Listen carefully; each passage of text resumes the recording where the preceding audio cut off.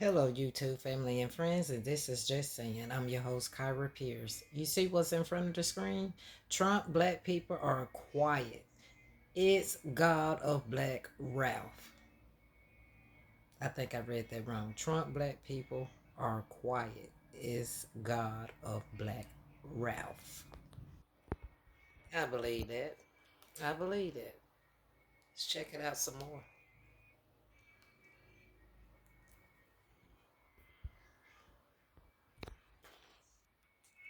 Or I should say that whole system.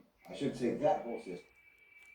I'm telling you that America, your whole system, or I should say that whole system. I should say that whole system, not your system. It's never been yours, and it's Facts. never been Never been for our you. system, and it ain't never Uh, been for us. You're that right. whole You system said is it being best. undone. Like, That country comment, is being subscribe. downgraded. And just as Educational the United purposes States of only. America is withdrawing from the global stage and is becoming a regional power instead of a global hegemon, in that same way, there is a withdrawing or a receding taking place domestically as well. You understand? The government is receding, it's withdrawing from governance. You see, when I use the word contracting, when I said it's a contracting empire, I use that word very deliberately. The social contract was only ever selectively upheld anyway. It was only selectively upheld in the first place, but now it's being nullified altogether. Like I said, I talked about this many times. I know I've talked about this many times, and I've explained this many times. And there are two main reasons why I have ever talked about it. The first is just to let you know what is actually happening in that country and what to expect in that country in the next coming years, in the next few years, in the next few decades. But the second reason is that amidst that contraction that's taking place, amidst that dismantling that's taking place, amidst that withdrawal Facts, from facts, the facts. from active governance, amidst that decentralization, you have a void opening up in which you can and in which you need to build parallel or even what you can call replacement structures, replacement systems at a community level. I'm telling you that you have the opportunity to do that, but I'm also telling you that if you do not do that, if you do not build parallel power structures and systems, you're going to be extremely vulnerable. So not only can you do it, you really have to do it. You must do it because there's not going to be anything else. If you don't build something, there's not going to be anything else. You understand me? Facts. This is how you're going to make it through the collapse.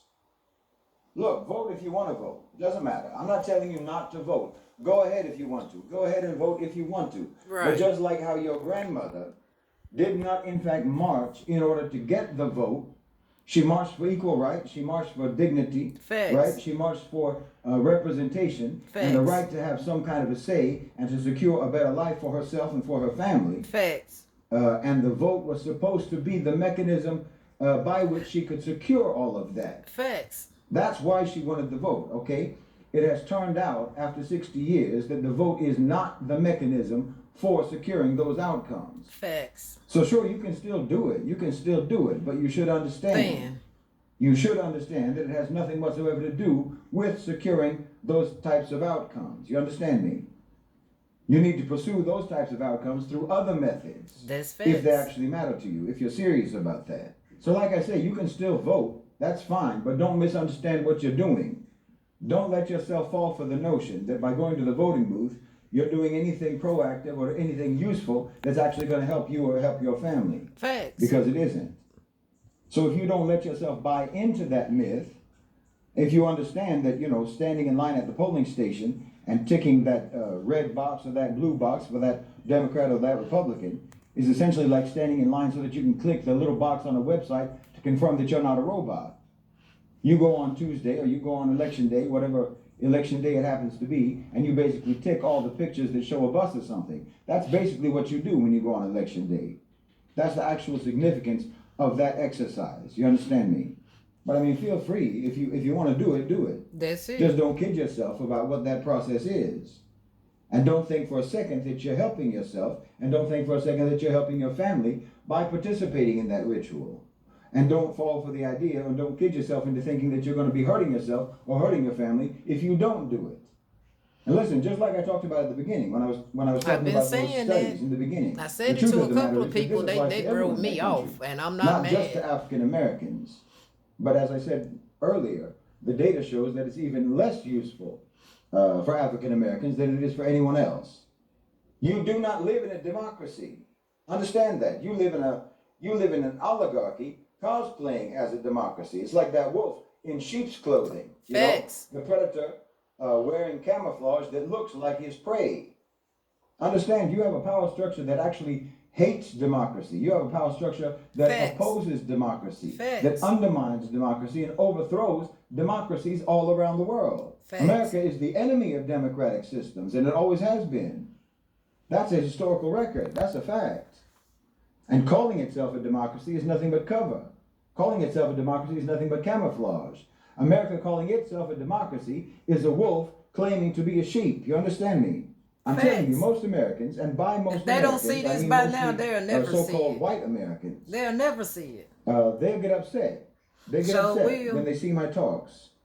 They get I don't upset know with why. negative emotions when I talk about the dismantling of America. You're not the mad decline about of the America, people the that's collapse doing of it the to United you? States, and so forth. I'll be more The mad at the downgrading, person doing the it to me demotion than the person of telling me America that they as a doing global it. power. But that's They how it get works, sad. ain't it? They get hopeless. They get depressed, or they You get shouldn't. defensive, You shouldn't. or they get despondent. And I understand why. I understand why, because it has historically been their system. They got enough benefit from that system to make them actually believe more deeply in the myths around that system. Because of course it was a myth. It's always been a myth. It's never been anything but a myth. Sure But they have. believed in it. The truth is they didn't enjoy benefits in that society because of democracy and freedom. They enjoyed benefits in that society because of mass murder. They enjoyed benefits in that society because of pillage, because of slavery and piracy and exploitation, and because of war and brutality. Facts. But they always thought that Uncle Sam was on their side. You see? I never thought that way, They but thought yes, that it they were, is some that the feel favorite that. nephew You of right. their Uncle Sam. So when they see Uncle Sam, or when they hear me talk about Uncle Sam being amputated piece by piece, it grieves them. You understand me? So I understand why the erosion of America, or the erosion of the myth of America, I understand why that bothers them, and why they get all up in arms about it. I understand it. I understand why they get depressed. I understand why their feelings get hurt.